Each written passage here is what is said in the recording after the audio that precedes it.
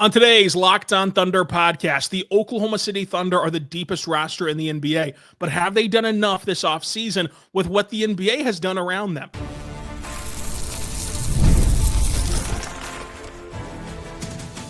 You are Locked On Thunder, your daily Oklahoma City Thunder podcast, part of the Locked On Podcast Network, your team every day.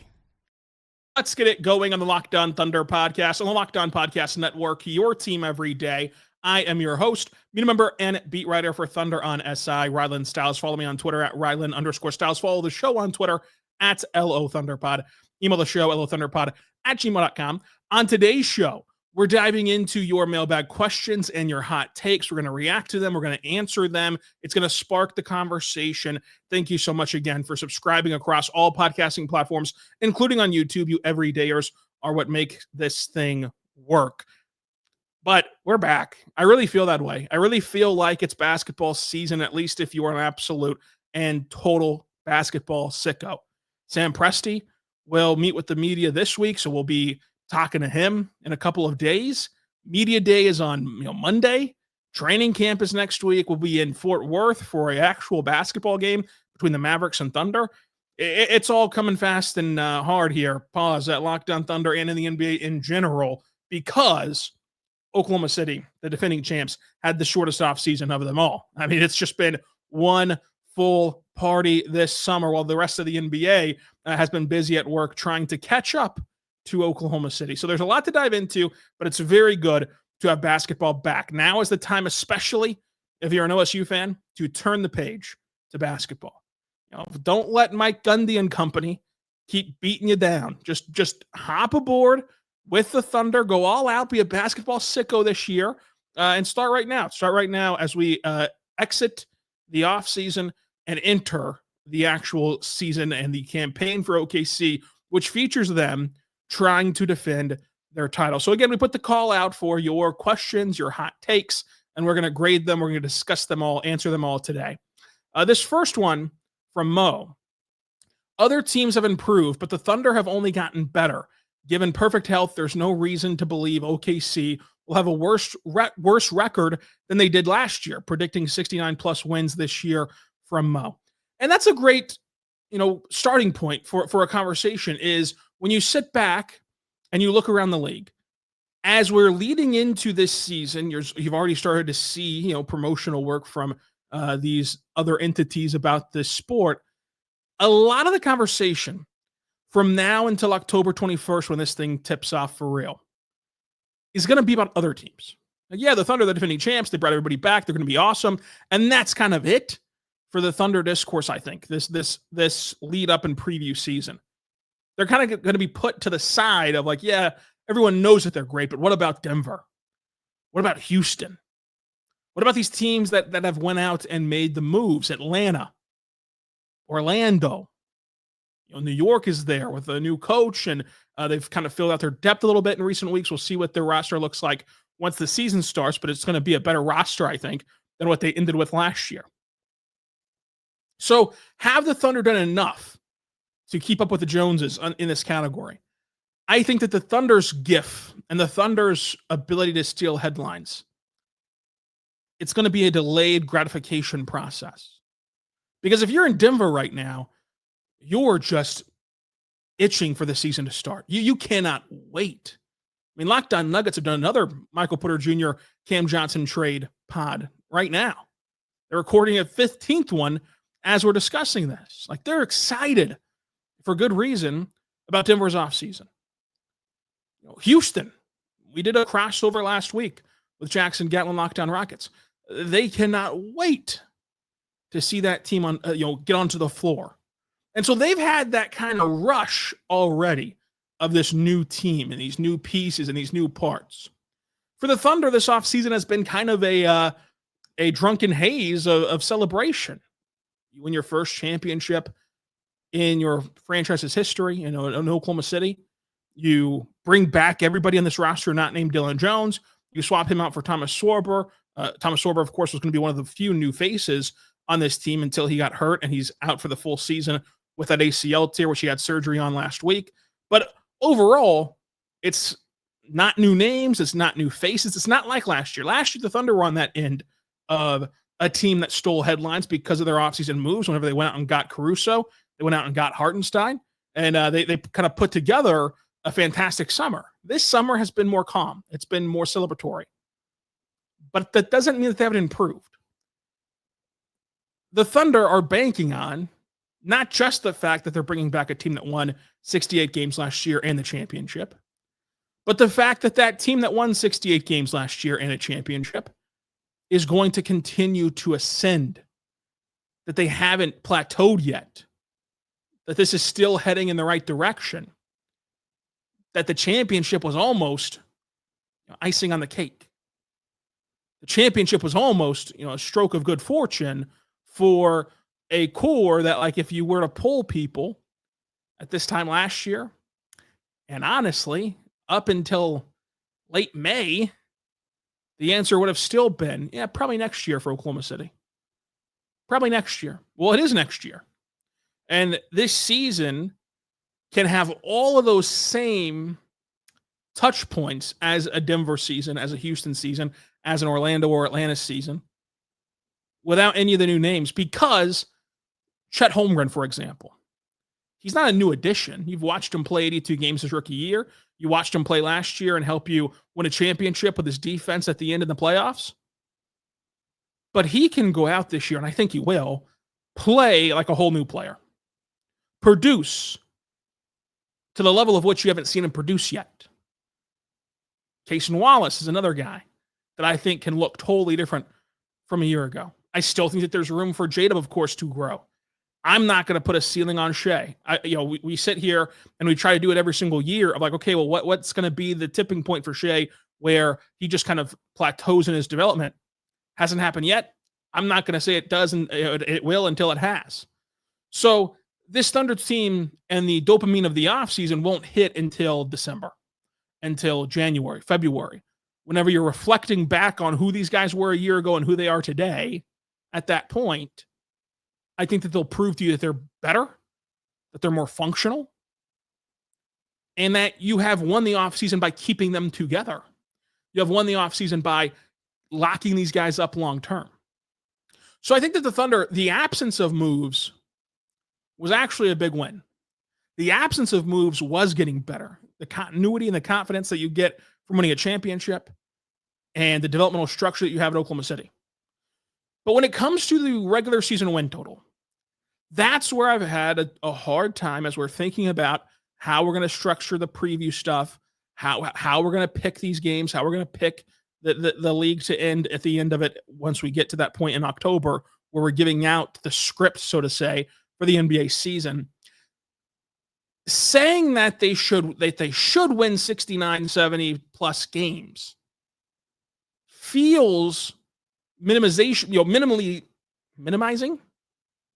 There has to be a better word than minimizing, but I tried to find it, and sometimes, a 1 cent word will do in place of a $1 million word. But it feels too dismissive of what this team did a year ago. Winning 68 games is very hard. That was the most this team's ever won in their franchise's history. They've had a lot of great players walk through those halls. They've had a lot of great players wear those jerseys, and that was the most that they've won. But they also got to 68 games last year while featuring a healthy roster 8.5% of the time, and most of that was in the postseason.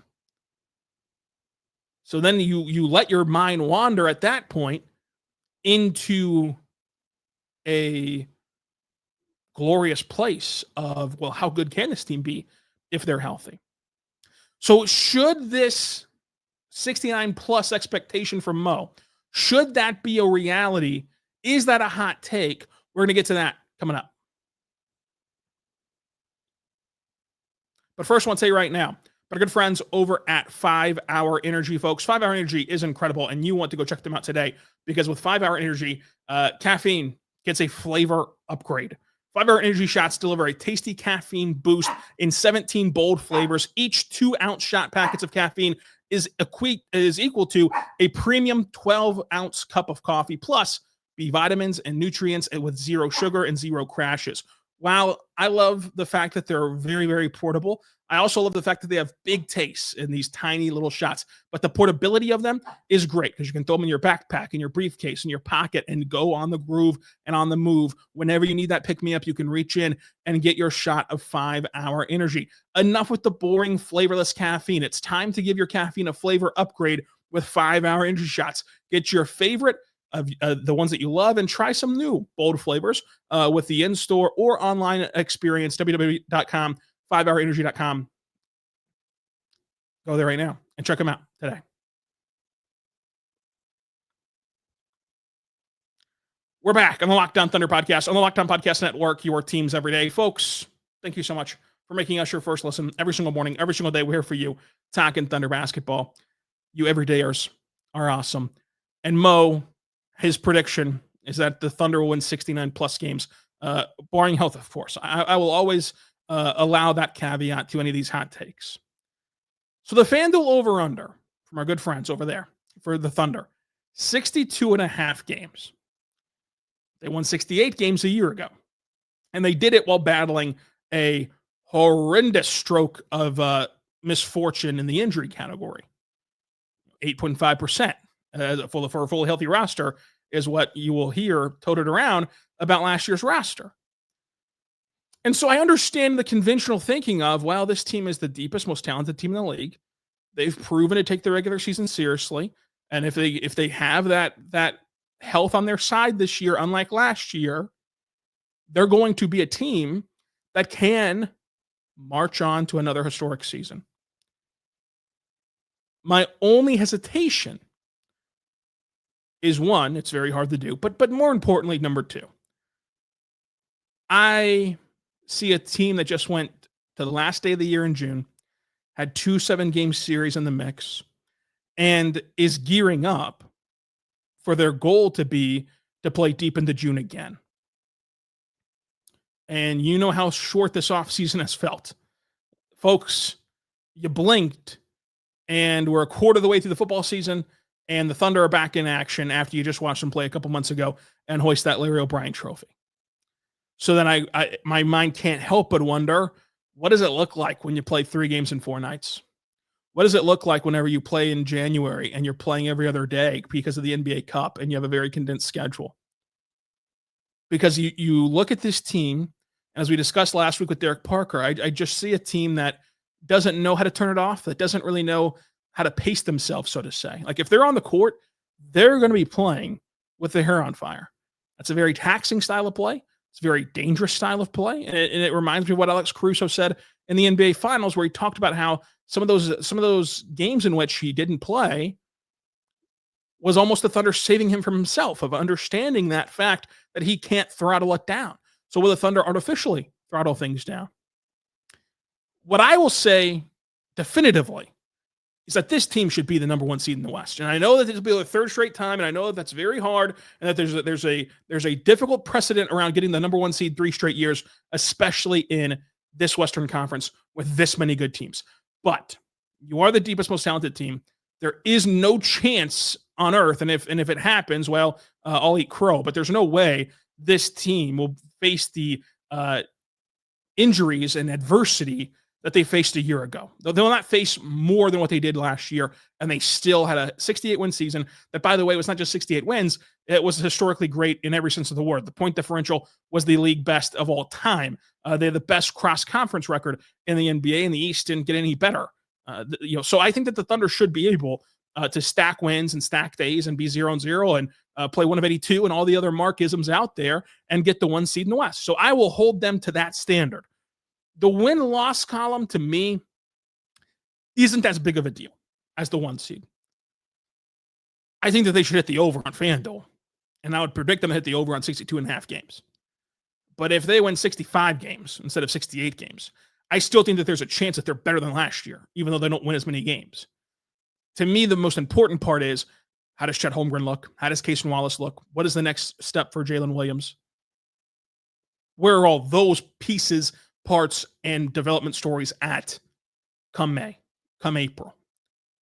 That's more important than the win total. But the win total, I think, being the 1 seed is where the bar is for this hot take, I have to give it at least a 4.5 out of 5 because I can see your vision. I can see where you're going with that, where you're going with 69 plus wins if they're healthy. But man, that's really hard to do. That's really, really hard to pull off. So that was a great chime in from Mo. Joe says Chet will be 10, 10, 5, and 5.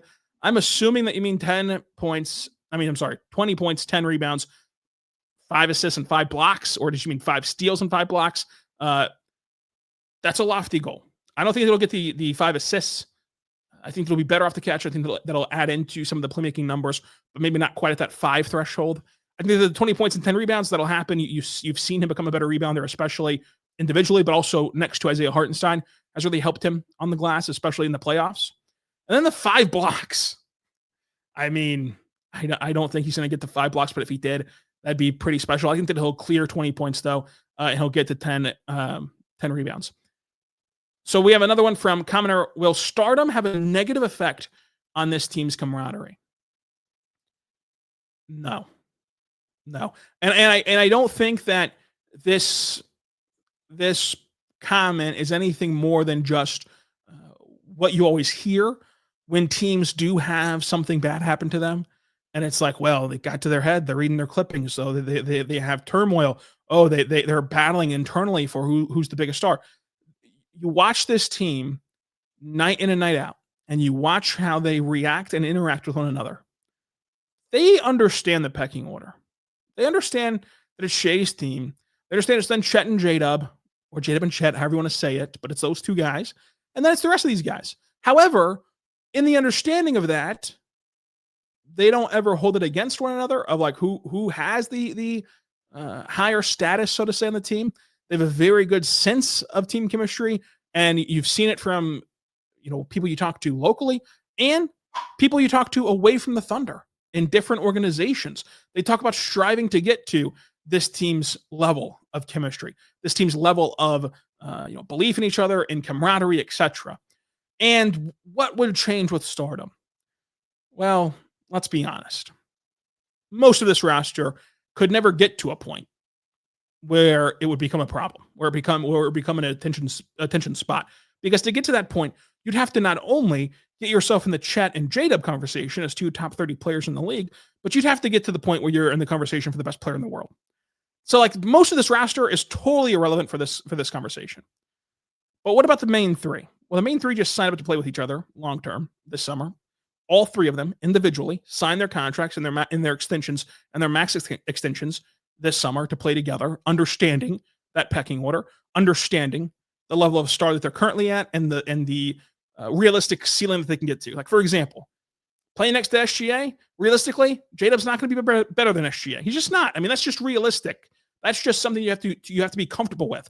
If he's better than SGA, then you have a never before seen core where you have 2 top 5 guys in the league.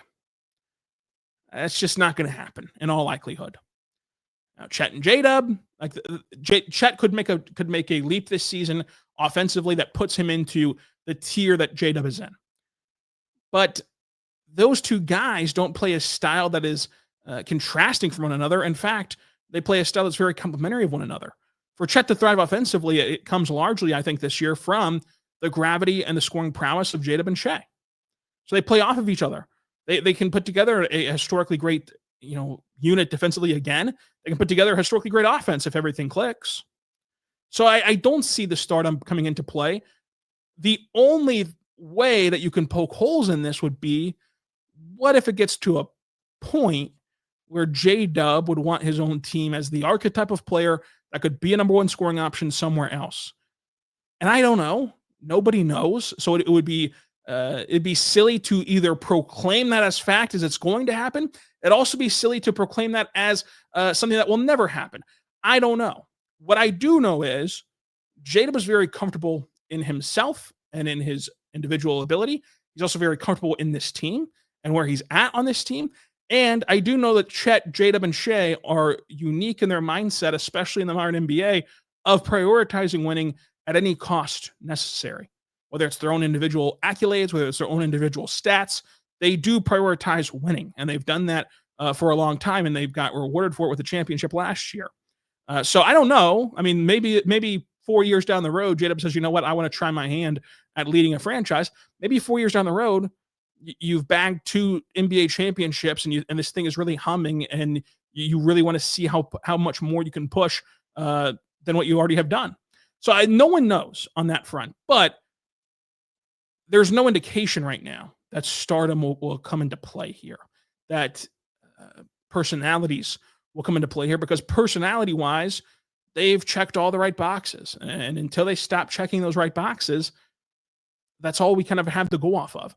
So right now, I don't see a world in which the stardom changes anybody or the money changes anybody. You see just yesterday that J. Will and J-Dub are joking around at an event that J-Dub had at Santa Clara, where J. Will was asking him, what are you going to get us after you sign that massive contract? And J-Dub said, nothing.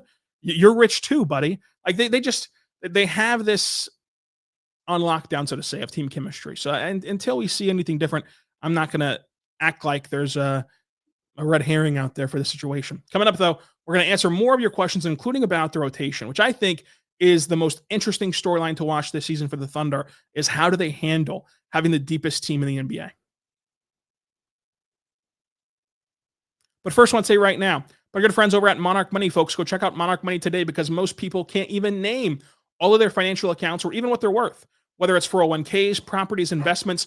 And when you don't have the full picture, it's impossible to not leave money on the table. And that's where Monarch Money comes in. It's your all-in-one financial tool that brings your entire financial life together in one clean, easy-to-use interface on your laptop or your phone. Monarch Money is built for people with busy lives, so you can put off organizing your finances and let Monarch Money do it for you. Monarch Money does the heavy lifting, and it links all your accounts in minutes, so you see clear-cut data visuals to give you smart categorization on your spending, and you're in control fully of your money without touching a spreadsheet. My favorite part, because this is not a math pod. I also love that categorization of spending, because I'm a sucker for subscription services. I'm a sucker for free trials. And you know what happens, folks? Sign up for that free trial, you forget about it, they start charging every single month, and you forget you're even being charged, and you leave a lot of money on the table. Not anymore. With Monarch Money, they help you out there. So do not let financial opportunities slip through the crack. Use code LOCKEDONNBA at monarchmoney.com on your browser for half off your first year. That's 50% off your first year at monarchmoney.com, code LOCKEDONNBA. We're back on the Locked On Thunder podcast, on the Locked On Podcast Network, your teams every day, folks. Thank you so much for making us your first listen. And we're diving into your questions, your comments, your hot takes. We have another one from a username I have no even clue how to start saying, but I appreciate you nonetheless. First one, Brooks Barnhizer will be a fan favorite the moment he steps on the court. I totally agree. Brooks Barnhizer, whatever capacity he plays in this year, and especially if you're someone like me that watches the Blue play, you're going to fall in love with Brooks Barnhizer.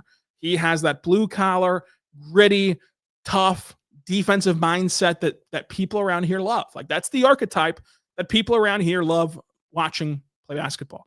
It's another reason on top of the winning that this fan base has fallen head over heels for this entire team, is because they share that DNA. He's cut from that same cloth to the nth degree, and you're going to like Brooks Barnhizer a whole lot. So I agree. You're spot on there. That's not even a hot take. I love that take.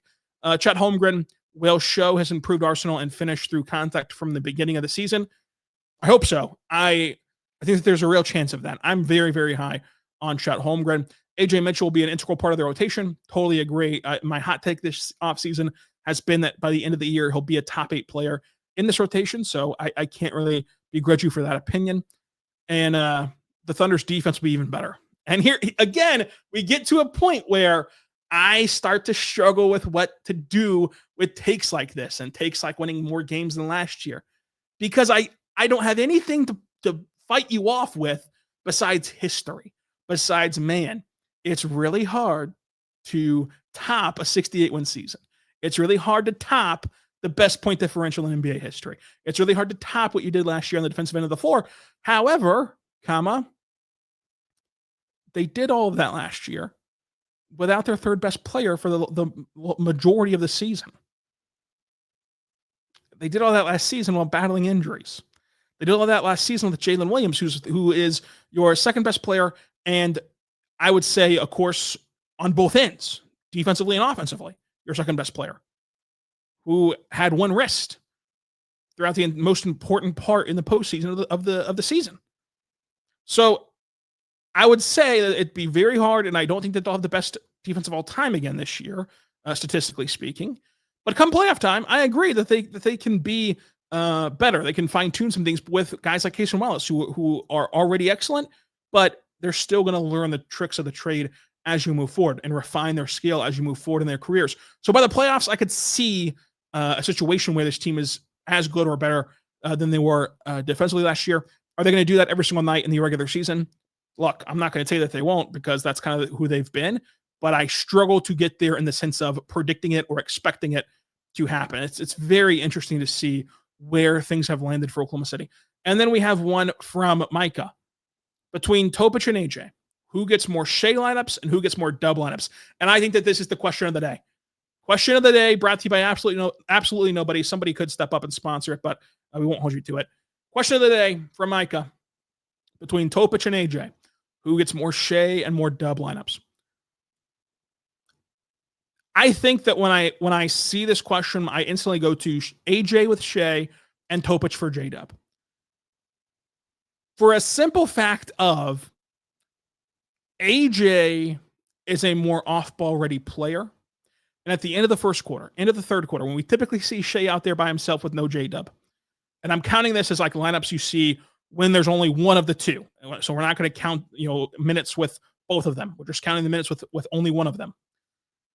AJay's off-ball ability from three, his cutting ability, and his ability to be in the right spots defensively, I think all play into a beneficial role next to Shai. Topic and his ability to be on the ball and set up his teammates allows J-Dub to play in a more status quo role, right? Of course, J-Dub, when he's out there without Shai, will have the ball in his hands more. He'll have the ability to create for himself more and lead the offense more than whenever he shares the floor with Shai. But if you told him, hey, look, we're going to try this with Topic. We're going to see where he's at. You do what you do best, playing off of him.